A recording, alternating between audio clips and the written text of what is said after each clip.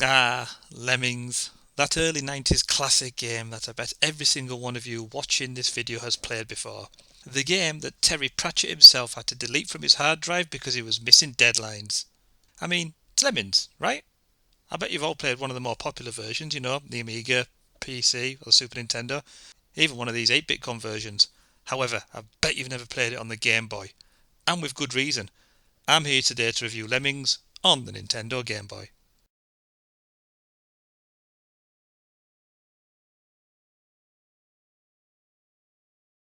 Released in August 1994, 2 years after the original, and developed by Psychosis, the Game Boy was the latest in a long line of conversions for this classic game.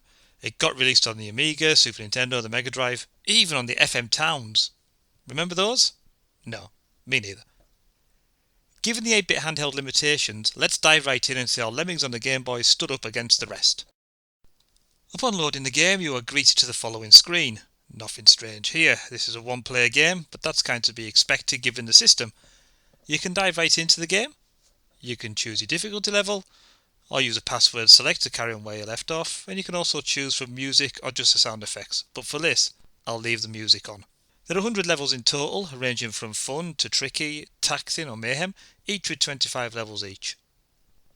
Then it's on to the game. You're presented with this screen, detail on the level, and what the requirements are.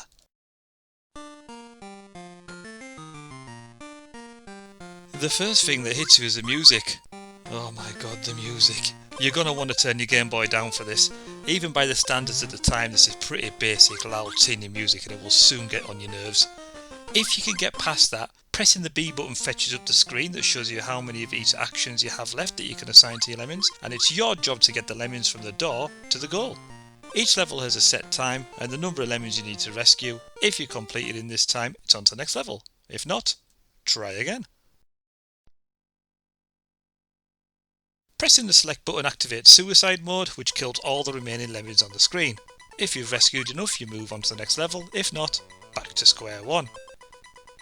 The game, to be fair, does give a good representation of 16-bit original, albeit with 20 levels missing. However, even given the developer's best intentions, the Game Boy screen just can't keep up with the action on the screen. It's difficult to see where the lemmings are, and moving the screen using the D-pad isn't as natural as the mouse movements. And as far as I can see, there's no way to fast forward the time. So once the lemmings are ready, you have to sit and wait for them to complete their actions. This can be frustrating. The footage you are seeing now comes from emulation, as capturing a Game Boy screen is hard enough, but with the little sprites and a lot going on, it really doesn't help this game out.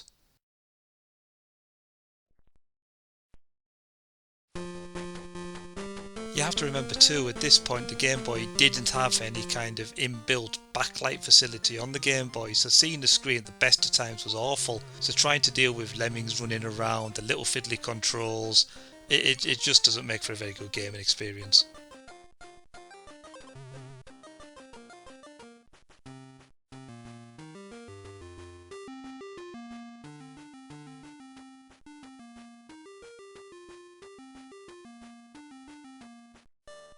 I really feel bad for not liking his conversions, as Lemmings is one of the all-time classics. It's one of my favourite games on one of my favourite systems.